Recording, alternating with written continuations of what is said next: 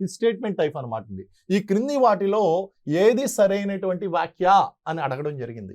Option 1 బాల్య వివాహాల నిరోధక చట్టం 1930లో అమల్లోకి వచ్చింది.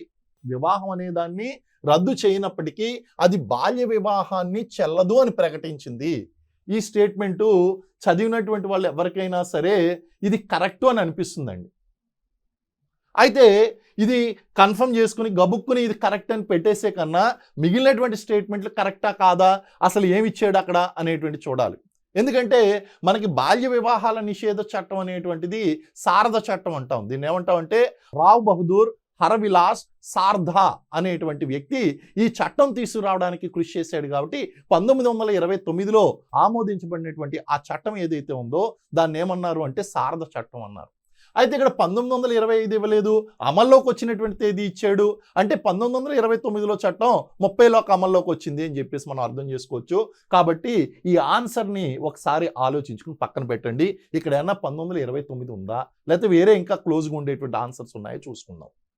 బి బాల్య వివాహాల నిరోధక చట్టం 1940లో అమల్లోకి వచ్చింది. ఇది బాల్య వివాహాలను అడ్డుకుంటుంది.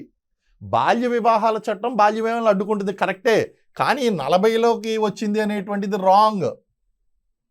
It's totally wrong. కాబట్టి బి ఆప్షన్ తీసేయండి. నెక్స్ట్ బాల్య వివాహాల నిరోధక చట్టం 1945లోకి అమల్లోకి వచ్చింది. Again this is wrong. మిగిలినటువంటి స్టేట్మెంట్ చదవలసినటువంటి అవసరం కూడా లేదు. బాల్య వివాహాల నిషేధ చట్టం 1934లో అమల్లోకి వచ్చింది. చూసారా, మీకు ఆన్సర్ లెందీగా కనిపిస్తుంది, కానీ సగం చదివేసరికి ఇయర్ కనుక మీకు తెలుసుంటే ఇక్కడే తప్పు అనేటువంటి విషయం మీకు అర్థమైపోతుంది. ఎవరికైతే ఇయర్ తెలియదో గుర్తుండదో వాళ్ళు స్టేట్మెంట్లు మొత్తం చదువుకుంటూ వీళ్ళు కన్ఫ్యూజ్ అవుతూ ఉంటారు.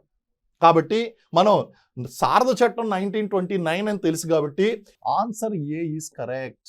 ఇటు 1940 కానీ 1945 కానీ లేకపోతే 1935 కానీ ఇవన్నీ తప్పు. కాబట్టి బ్రిటిషర్స్ కాలంలో మనకి రావ్ బహదూర్ హరవిలాస్ సార్ధా, రావ్ బహదూర్ అనేటువంటిది ఆయన బిరుదండి, బ్రిటిష్ గవర్నమెంట్ ఇచ్చింది.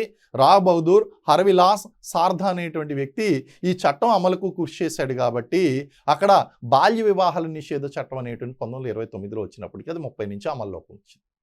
30లో అమలు అన్నారు కదా, ఇక్కడ అమలు అన్నారు కదా 1930 కరెక్టే. అయితే వివాహం అనేటువంటి దాన్ని రద్దు చేయలేదు. అది దేన్ని రద్దు చేసింది? బాల్య వివాహాన్ని రద్దు చేసింది. కాబట్టి బాల్య వివాహం చెల్లదు అని ప్రకటించింది. ఇది కరెక్ట్ ఆన్సర్.